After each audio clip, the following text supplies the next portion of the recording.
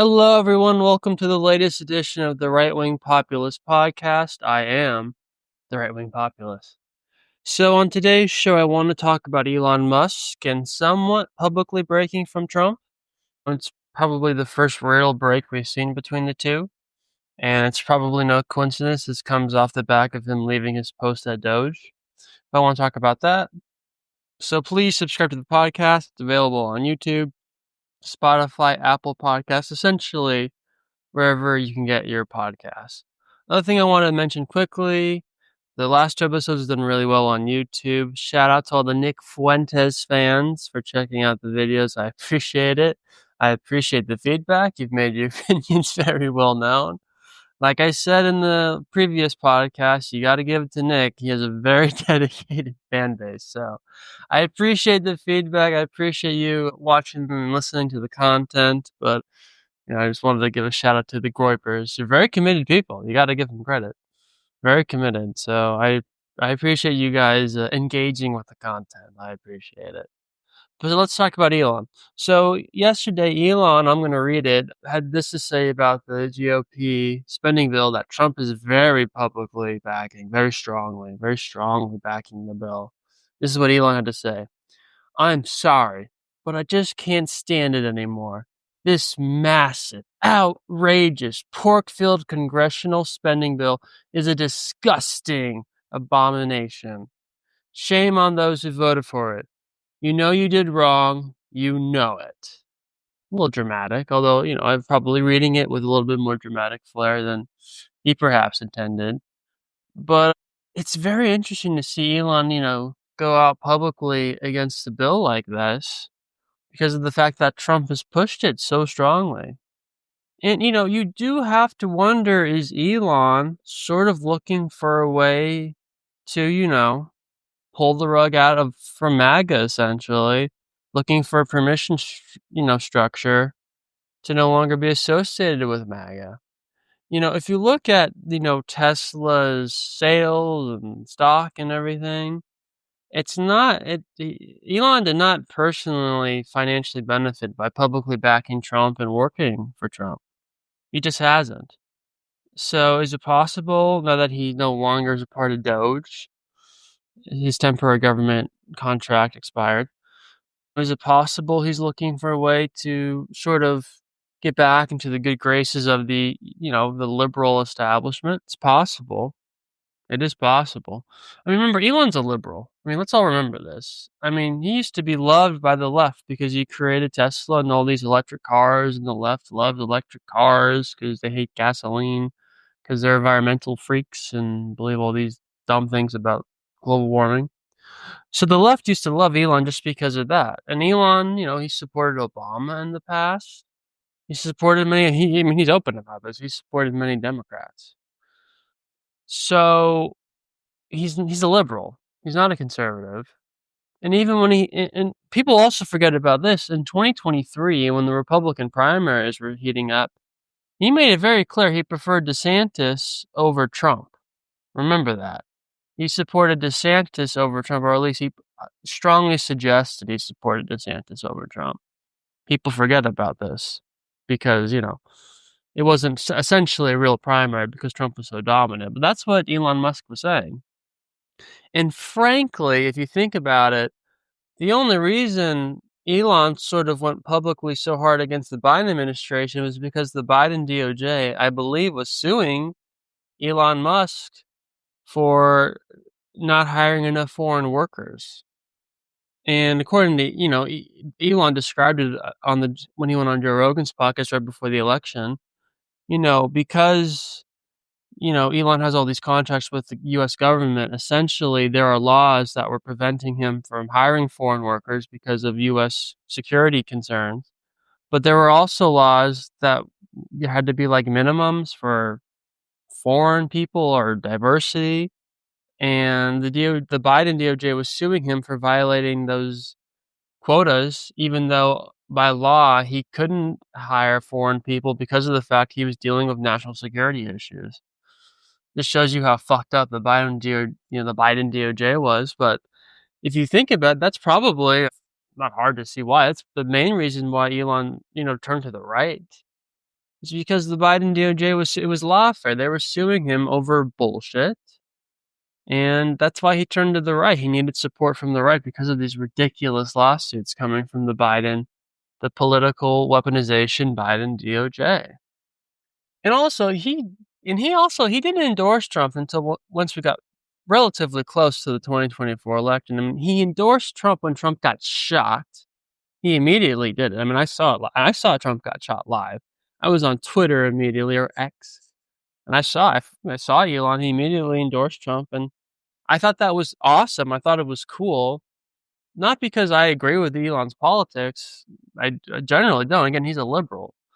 I did it because I thought it would benefit Trump, and having the financial backing was beneficial to Trump because the Democratic Party has become the party of the billionaires. I mean, as you know, in all three of the Trump elections, Wall Street actually gave more money to the Democrat than Trump, the Republican. It was like basically the first time ever. And people talk about how, oh, Trump has all these billionaire donors, Elon Musk. It's like Harris had more billionaire donors than Trump. Trump just had a very, public one in Elon, but Harris still had more. She had more money from Wall Street. She got more money from Wall Street. Remember that. But that's why, but that's essentially why Trump endorsed, excuse me, that's essentially why Elon endorsed Trump, it seems to me, is because of the fact that the Biden DOJ was, going after Elon with lawfare.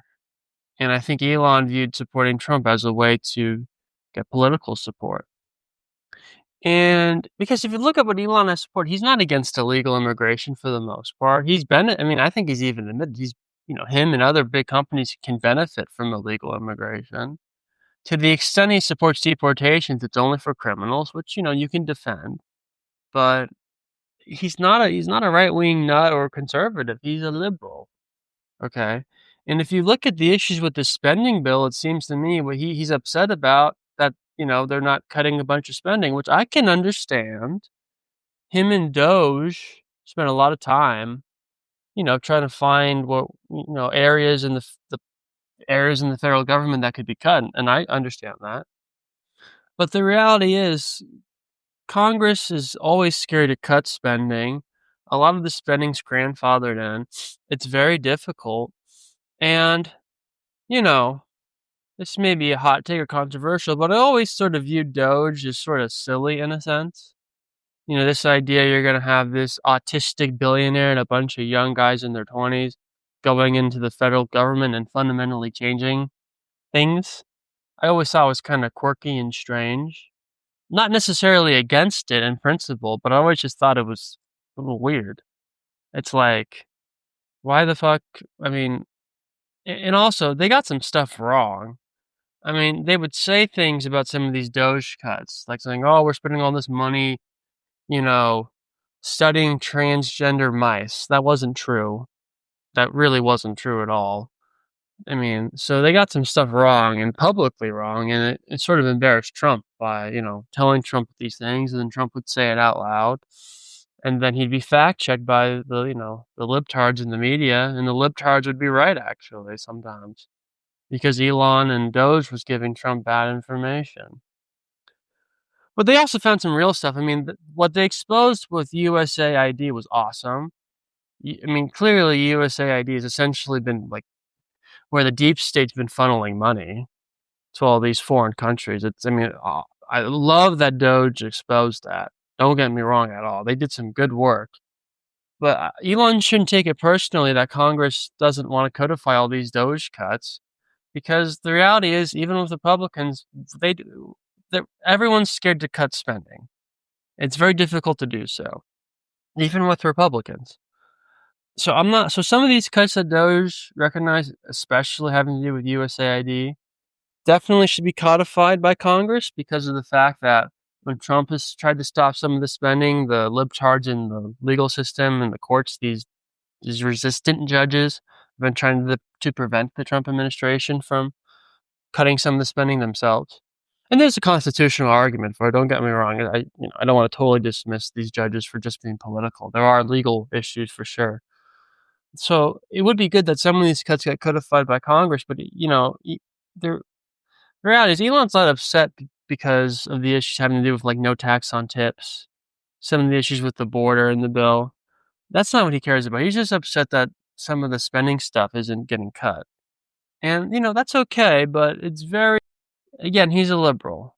And again, I say this to say, I bring this up just because I've always thought that Elon would perhaps try to look for an out with MAGA, to try to turn against MAGA to get the media back on his side, because the media has gone so hard against him ever since he's publicly been a Trump supporter.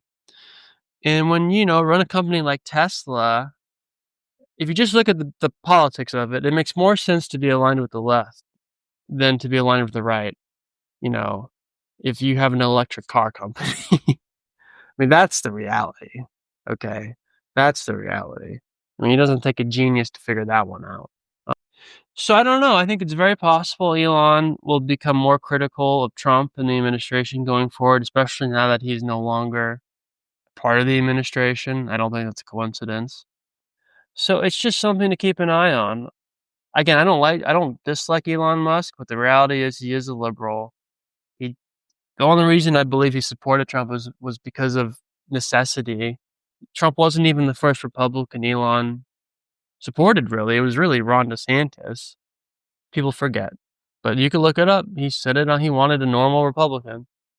So, anyway, it's something to keep an eye on for sure to see what Elon has up his sleeve going forward.